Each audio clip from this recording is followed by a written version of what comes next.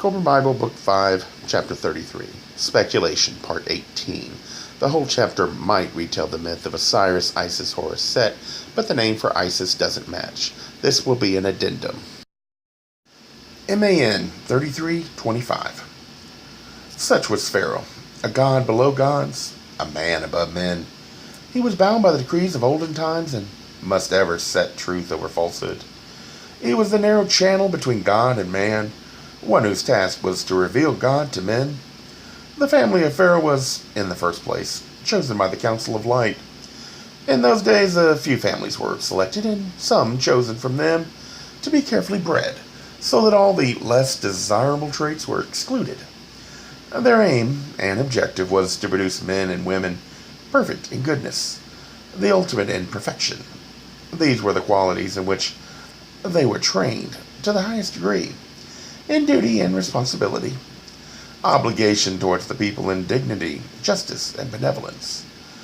They were a family, a race apart, trained wholly to govern in goodness.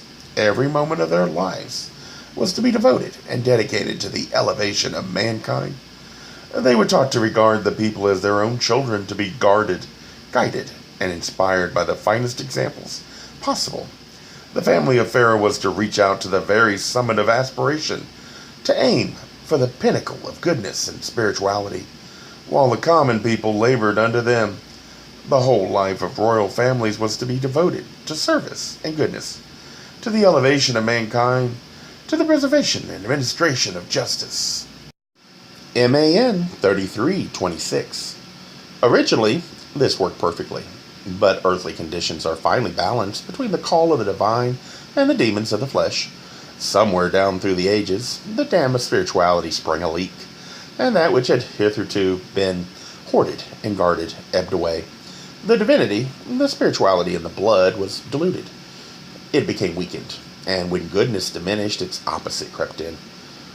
What has this glorious institution, the great Pharaoh, become today? He is no more than the clacking tongue of a bell, a hollow empty shell, a vane in the wind.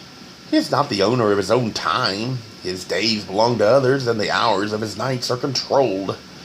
He follows a shallow, futile ceremonial. He performs empty, meaningless rituals. He eats according to instructions and bathes at the rising and setting of the sun, not for his own pleasure, but because he must. Where is the glory in this? Oh, for what once was. Oh, for the joyful days of the past. What has happened to the glorious spiritual inspiration? Where once there was a purpose, now there is foolishness. Where once there was a sacred being, now there is a puppet manipulated by puppets. Where once there was a divine insight, now there are dead precedents. All is gone. All is dust. All is woe. 33, 25, 26. Notice it keeps saying was to be. Clearly, that is not the thoughts of those in charge at the time this person wrote this. Remember, back to 33:1, it was lamenting the downfall of Egypt. This whole thing is to show how it was meant to be, in hopes that someone in the future will try again to create what worked so well, but hopefully be able to improve on the checks and balances that keeps humanity's behavior from creating chaos. In 33:26, it talks of a dam that sprang a leak and spirituality left. It's been tried many times, not able to completely succeed, only to delay the day when human behavior works its way free from the entanglements placed on it by the wise founders of each society that's tried it. I think the United States is the most recent effort, and even it, I fear, is not going to be able to avoid the inevitability much longer.